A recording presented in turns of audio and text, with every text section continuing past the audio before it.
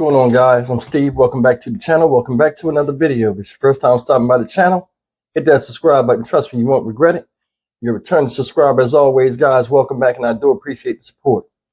Guys, it's been over 48 hours since 2-year-old Wynter Smith from Lansing, Michigan has been kidnapped and is missing by her mother's ex-boyfriend, Rashaad Trice, age 26.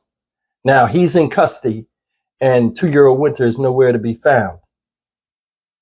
This guy is hospitalized right now due to him being in a crash during the police pursuit, and he's guarded 24 hours a day in the hospital until he makes a recovery.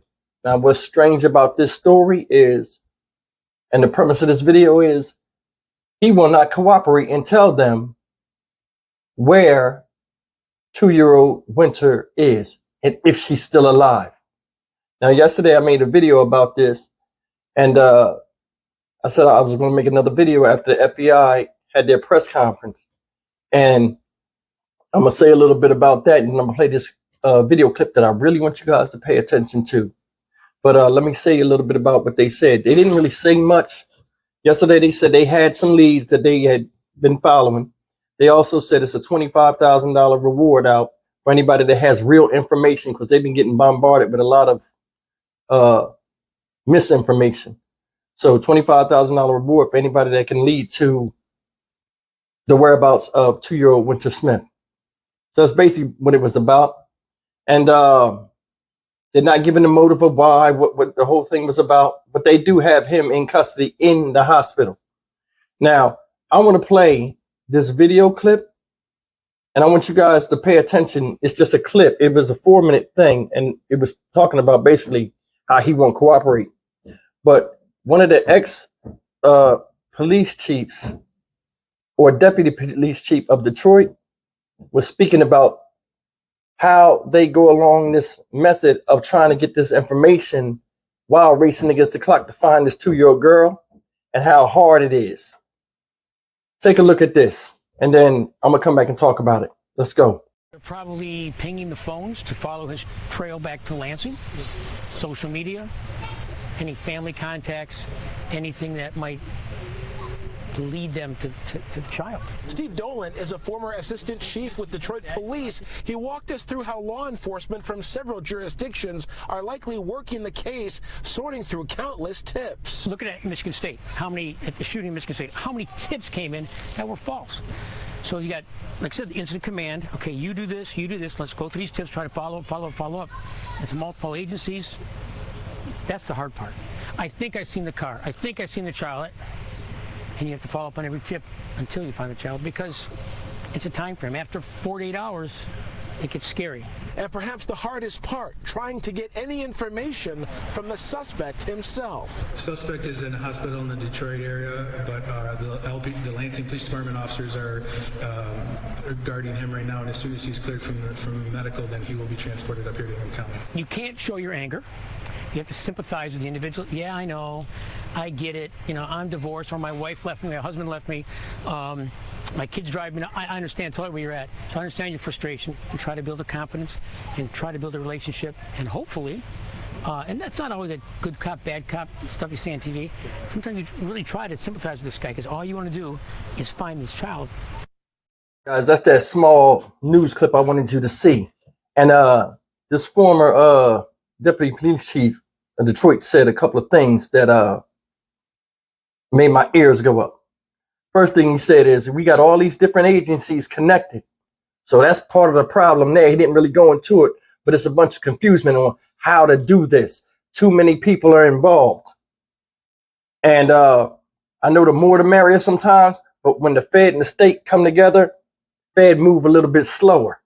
I know that. I was in federal custody. Another thing is this.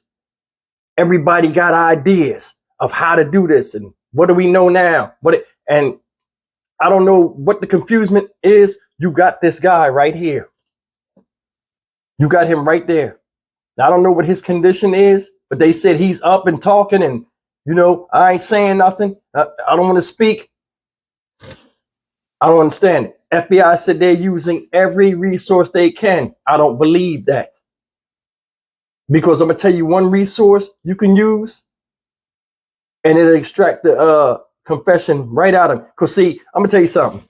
Let me just jump off of that real quick. It's just funny how they can beat a confession out of somebody, or they can extract information out of people without touching them by tricking themselves into telling. But they can't do that with this man. Seriously, what is his condition in the hospital right now where everybody's saying he won't work with us? People have been getting interrogated for hundreds of years. There are ways and methods of getting information that you need from someone, whether it's violent or non-violent. They said also, hey, we have contact with somebody that we think may know where the child is at.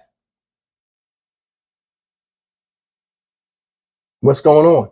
I mean, they're not going to tell us everything, but like he said, when you get to 48 hours, then it starts to get scary. This is a 2-year-old girl. Now, this man ran up and down the freeway for hours, different freeways, going to different places. I don't know if he was looking for a drop-off point or what, but he knows where his child is. She left with him, and he left that child somewhere, either with somebody on the side of the road or somewhere. He knows.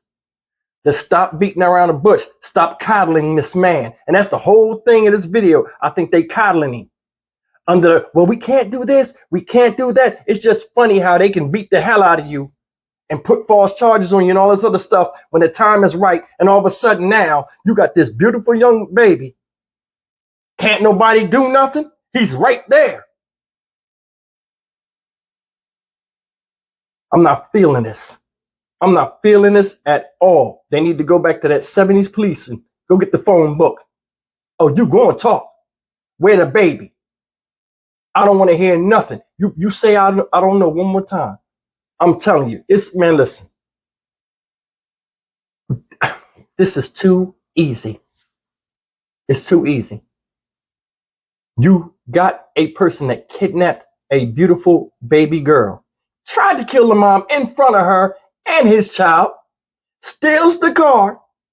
Now he's sitting up there in the hospital with police protection. Oh. We need you to tell us where this baby is. I can't remember. Oh, you can't? They need to send me in there. I fix this real quick. This is stupid. And a lot of y'all know it's hard to not deal with something unless it affects us personally sometimes. Every cop that's around him need to act like that's their daughter and what they would do if the baby was out there. Because think about this, and this is the hardest thing that a lot of people are not thinking about, the mental torture that their loved ones are going through. That little baby looked like she was well taken care of and loved by a lot of people. Look at her smile. She'll light a room up. Strikingly beautiful. Sweet thing. A lot of other people feel like that. A lot of people loved her. He didn't love her, but a lot of people did. And what he did affected more people than just the mother. So when you mad, it's okay now to just go off, do random shootings and all this other stuff, you know, like we're seeing out here now for the world. You just blow up and shoot shrapnel all over the damn world that ain't got nothing to do with you. This shit need to stop. They can find out where that baby is right now within 5 minutes. But there's so much red tape and bullshit that I don't understand why they're just sitting there doing this. I mean, time is ticking. From the beginning of me doing this video 5 or 6 minutes ago, precious time has been lost. And they're sitting there. Did you hear what the guy said? You got to sympathize with him. I know she made you mad. My wife left me. I beg it. Shut the fuck up. This is stupid stuff. You can't go in there and sympathize with a young-minded child on a level of a man. You can't. This dude right here used violence to achieve his objective with getting this girl and having her disappear. Violence is a tool. Use your tools. I'm not saying cut his head off, but there are ways to get the right answers. Because he the one that started this whole thing with violence. Violence is a tool. He used it as an action. And he also used it as a tool to get what he wants, to cause despair. We don't know where this baby is at. We hoping it's with somebody, but the baby can be anywhere in the wilderness, hurt on the side of the road, anywhere. They don't even have a starting point as to where the baby's at because he drove all over in a state of confusion. She could be all along that route. That's miles and miles and miles of freeway and stuff. Wilderness. Why do they play these silly games, man? Listen, in all, people are hurting right now. America's looking. I'm looking. You guys are looking. The system has failed many children this year. Let's not have it fail this one. Violence is a tool. I'd use it. I'm Stock Market Steve for the Dynamic Reason channel. As always, like, comment, share, and subscribe. Guys, tell me if you agree with me. He's sitting right there. Smack the shit out of him enough, he'll get to talking. This is dumb stuff. I'm out.